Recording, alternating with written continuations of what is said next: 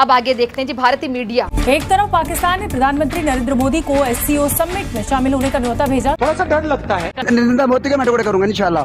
अल्लाह तौबा, हाय अल्लाह तौबा। पिक्चर चालू करो बे। मैं हूँ डॉक्टर फिजा खान और मैं हूँ पाकिस्तान पाकिस्तान पाकिस्तान पाकिस्तान पाकिस्तान की माता।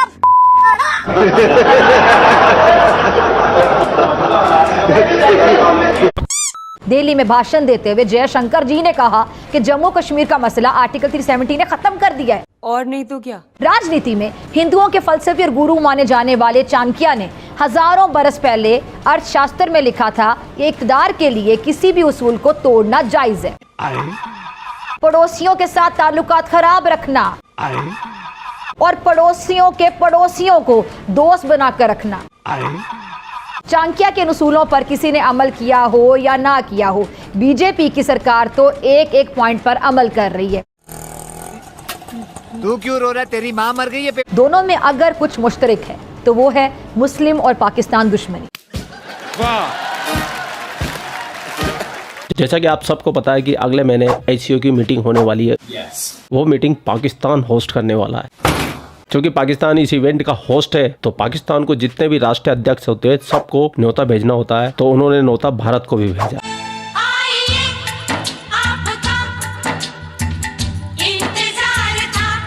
मोदी जी जाएंगे या नहीं जाएंगे ये अभी तक असमंजस की स्थिति है, क्योंकि अभी तक ना तो भारत सरकार ने कुछ कहा है ना मोदी जी ने कुछ कहा है। ऐसा तो सोचने का सवाल ही नहीं उठता था। लेकिन इससे रिलेटेड सवाल जब जयशंकर जी से पूछा गया तब जयशंकर जी ने 2 टूक के अंदर पाकिस्तान को उसकी औकात दिखा दी। I think the era of uninterrupted dialogue with Pakistan is over.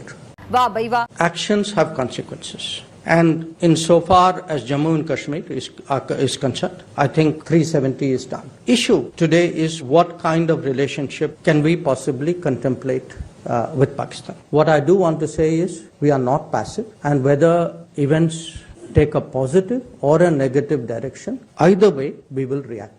और जयशंकर जी जो बोल रहे हैं बिल्कुल सही बोल रहे हैं। मैं इनकी बात से पूरी तरीके से सहमत हूँ, समर्थन करता हूँ और मेरे ख्याल से हर हिंदुस्तानी इनकी बात से समर्थन करेगा। Yes yes yes yes yes you are right. लेकिन इनकी बात से अगर कोई असमर्थन जाहिर करेगा वो है पाकिस्तानी, और पाकिस्तान की सबसे बड़ी न्यूज एंकर डॉक्टर फिजा खलीफा। और आपको एक चीज और बता देता हूँ, ये बयान जयशंकर जी ने 3 दिन पहले दिया है। ये बंदी 3 दिन से पता नहीं कौन से कोने में, गुमड़ी में, सुमड़ी में लगी हुई थी, किसके साथ में पता नहीं, लेकिन 3 दिन के बाद इसकी आंखें खुली है, ये जागी है और सीधा जयशंकर जी पे आ गई है। भारत के वजीर खारजा और वजीर दाखिला में कद काट, तालीम, उम्र और फैमिली बैकग्राउंड में जमीन आसमान का फर्क है। अच्छा। वजीर दाखिला अमित शाह ने बायोकेमिस्ट्री पढ़ी है और वजीर खारजा जयशंकर ने इंटरनेशनल रिलेशंस में डॉक्टरेट की डिग्री ली है। ठीक है। एक की उम्र 59 साल है, दूसरे की 69 साल है। ओके। दोनों की शख्सियात में भी कहने के जमीन आसमान का फर्क है। हाँ भाई हाँ। यकीनी तौर पर पसंद नापसंद और तरजीहात में भी कहीं ना कहीं जरूर फर्क होगा, लेकिन दोनों में अगर कुछ मुश्तरक है तो वो है मुस्लिम और पाकिस्तान दुश्मनी। भारतीय वजीर आजम कहने को तो लाख कहें कि जी हमारा पाकिस्तान से कोई मुकाबला नहीं है। सही कहते हैं हमारे PM, और हमारे PM को तो छोड़ो, हमारे देश की आवाम भी कहती है कि फटीचरों से क्या मुकाबला, भूखे नंगों से क्या मुकाबला। और तुम पाकिस्तानियों के बारे में तो यही बोलना चाहूंगा मैं। अरे कहाँ राजा भोज और कहाँ गंगू तेली। लेकिन दर हकीकत भारत के हवासों पर 24 घंटे पाकिस्तान सवार रहता है। और ये आज की बात तो नहीं है। नेहरू ने बंटवारे के वक्त बड़े गुरूर से पाकिस्तान की उम्र 6 महीने बताई थी और कहा था कि पाकिस्तान 6 महीने बाद खुद हमसे हिंदुस्तान में शामिल होने की दरख्वास्त करेगा। आज नेहरू कहाँ और उनकी चिता की राख कहाँ, लेकिन पाकिस्तान हिंदुस्तान के सीने पर मूंग दलने के लिए कायम दायम है और इंशाल्लाह ता क़यामत रहेगा। अरे फिजा, नेहरू जी की बुराई नहीं करते। तुम्हारी राहुल गांधी से रिश्ते की बात चल रही है ना, उसके पढ़ना ना आई है और राहुल गांधी को पता लगा कि तुम नेहरू जी की बुराई कर रही हो, तो फिर तुम्हारी शादी कैसे होगी फिजा खलीफा? तुम भी रंडवी हो, वो भी रंडवा है, कैसे मिलन होगा? क्या जोक मारा भाई।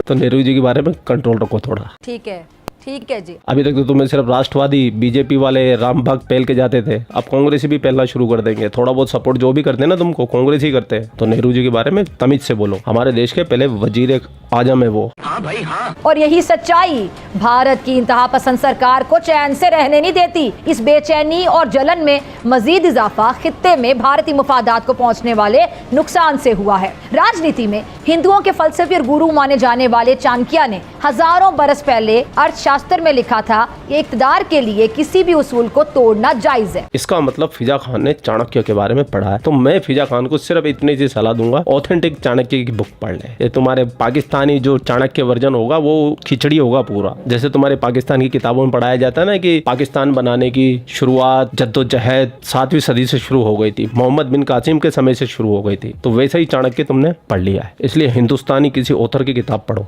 सही चाणक्य मिलेगा। तुम्हारा चाणक्य भी फर्जी है उधर का। पड़ोसियों के साथ ताल्लुकात खराब रखना और पड़ोसियों के पड़ोसियों को दोस्त बनाकर रखना, चाणक्य के उसूलों पर किसी ने अमल किया हो या ना किया हो, बीजेपी की सरकार तो एक एक पॉइंट पर अमल कर रही है। चाणक्य ने बताया कि हमसाया सल्तनतों से वही सलूक किया जाए जो दुश्मनों से किया जाता है। तो देखें जरा, देख लें कि भारत के शर से उसका कौन सा पड़ोसी महफूज है। अच्छा, सिफारती महाज पर इन तमाम नाकामियों से भारतीय वजीर खारजा जयशंकर बौखलाहट का शिकार हो गए। फिजा खलीफा ये फैसला कर देगी, हमारी ऑडियंस, हमारे दर्शक जयशंकर साहब की भी स्पीच सुनी उन्होंने और अब तुम्हारी भी सुन रहे हैं, और बौखलाहट किसके चेहरे पे नजर आ रही है, दुनिया फैसला करेगी। वाह भाई वाह। उन्होंने खुद पर होने वाली तनकीद की जो जवाबदेही है उससे बचने के लिए जेब से पाकिस्तान कार्ड निकाल लिया। और गुज़िश्ता दिनों दिल्ली में भाषण देते हुए जयशंकर जी ने कहा कि जम्मू कश्मीर का मसला आर्टिकल 370 ने खत्म कर दिया है। अब सवाल ये कि हम पाकिस्तान के साथ किस किस्म के ताल्लुकात रखना चाहते हैं। फिर चाणक्य के इस चेले ने कहा कि मामला चाहे मस्बत सम्त में जाए या फिर मनफी में, हम रद्द अमल देंगे, हाथ पर हाथ धरे बैठे नहीं रहेंगे। और ये भी कहा कि पाकिस्तान के साथ मुस्तकिल बातचीत का दौर खत्म हो चुका है। जयशंकर दिल्ली के हैं और दिल्ली के हुजाम भी चांदनी चौक से वाकिफ होंगे, है ना। और नामुमकिन है कि वो बारादरी के मिर्ज़ा गालिब से वाकिफ़ ना हो। और उन्हें गालिब से अगर वाकिफ़ है तो गालिब के उस शेर का मिसरा भी सुन रखा होगा कि दिल के खुश रखने को गालिब, ये ख्याल अच्छा है। तो जयशंकर साहब, आप खुश रहें, तोते पालें या खुशफहमियाँ पालें, हमें क्या।